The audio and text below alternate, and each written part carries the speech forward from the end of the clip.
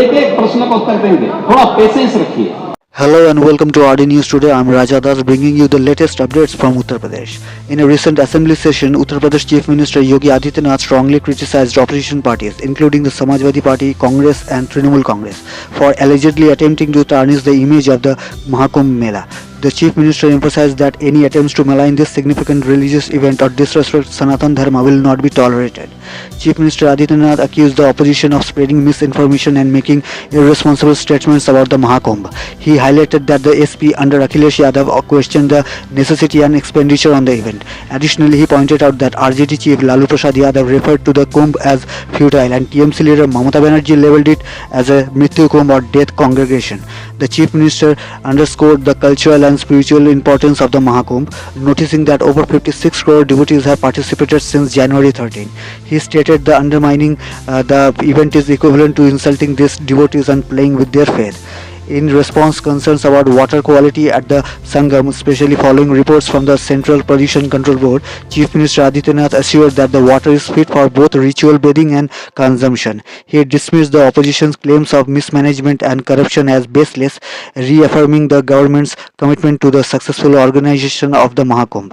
The Chief Minister called for unity and respect for cultural traditions, urging political leaders to refrain from politicizing religious events and to honor the sentiments of millions of devotees. आप ही के एक सहयोगी श्री लालू यादव जी कह रहे हैं, अरे ये सब कुंभ का क्या कोई मतलब है, फालतू का कुंभ है। यानी सनातन धर्म के इस महायोजन को फालतू उनको दिखाई देता है। इनके एक और सहयोगी उससे भी 2 कदम आगे आकर के कहती हैं कि महाकुंभ मृत्यु कुंभ में बदल गया है। ये क्या है? ये क्या है? मल्लिकार्जुन खड़गे कांग्रेस के नेता अध्यक्ष कहते हैं कुंभ भगदड़ में हजारों लोग मारे गए। और जया बच्चन क्या कहती हैं? ये समाजवादी पार्टी की नेत्री है। इस देश में अभी सबसे बड़ा मुद्दा महाकुंभ भगदड़ की घटना है। उन्होंने आगे क्या बात कही? उन्होंने कहा व्यवस्थाएं आम आदमी के लिए नहीं बल्कि वीआईपी के लिए थी। शवों को गंगा में बहा दिया गया, इससे पानी प्रदूषित हुआ है, यही पानी लोगों तक पहुंच रहा है।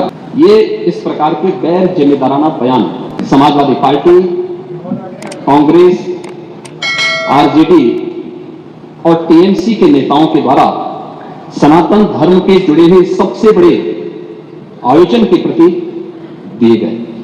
महोदय, मैं जानना चाहता हूं कि क्या सनातन धर्म का अनुयायी बनना या सनातन धर्म के किसी आयोजन को भव्यता के साथ करना क्या कोई अपराध है? उस आयोजन को उन सीमाओं के साथ उस आस्था को सम्मान देकर के आगे बढ़ाना क्या कोई अपराध है? और अगर अपराध है तो हमारी सरकार इस अपराध को कर रही है। और मेरा यह मानना है कि महान कार्य को 3 अवस्थाओं से गुजरना पड़ता है। याद रखना, उपहास से, विरोध से और अंततः स्वीकृति से। और स्वीकृति का इससे बड़ा प्रमाण क्या हो सकता है कि समाजवादी पार्टी के राष्ट्रीय अध्यक्ष भी जो शुरू से विरोध कर रहे थे अंततः चुपचाप जाकर के डुबकी लगाए। नेता प्रतिपक्ष भी हाँ, मैं अच्छी बात है, आपका अधिकार है, आपका अधिकार है। मैं तो आपको अधिकार दे रहा हूं। 13 में आप नहीं जा पाए थे क्योंकि 13 में जब आप जा रहे थे तब तक आपको फोन आ गया था, वापस हो गए, नहीं जा पाए थे। नहीं जा पाए, आप वापस आ गए थे। लेकिन इस बार आप गए थे, मुझे अच्छा लगा। आपने उत्तर प्रदेश सरकार की व्यवस्था की सराहना की और आपने मुझे प्रत्यक्ष नहीं लेकिन स्पीकर साहब को धन्यवाद दिया कि अच्छी व्यवस्था।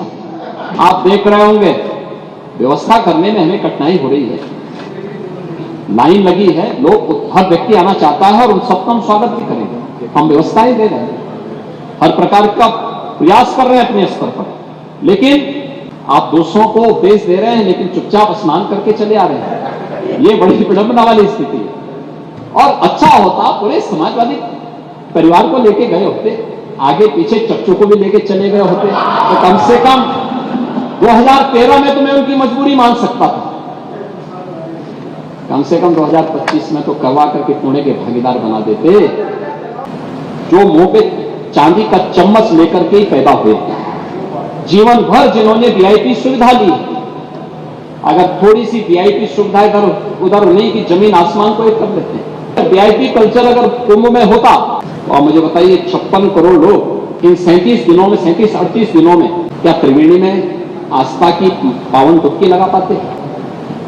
आज के समय में जब media, social media, visual media और प्रिंट मीडिया इतना आगे बढ़, और तब भी समाजवादी पार्टी इतना झूठ बोल रही है कि स्नान नहीं हुआ।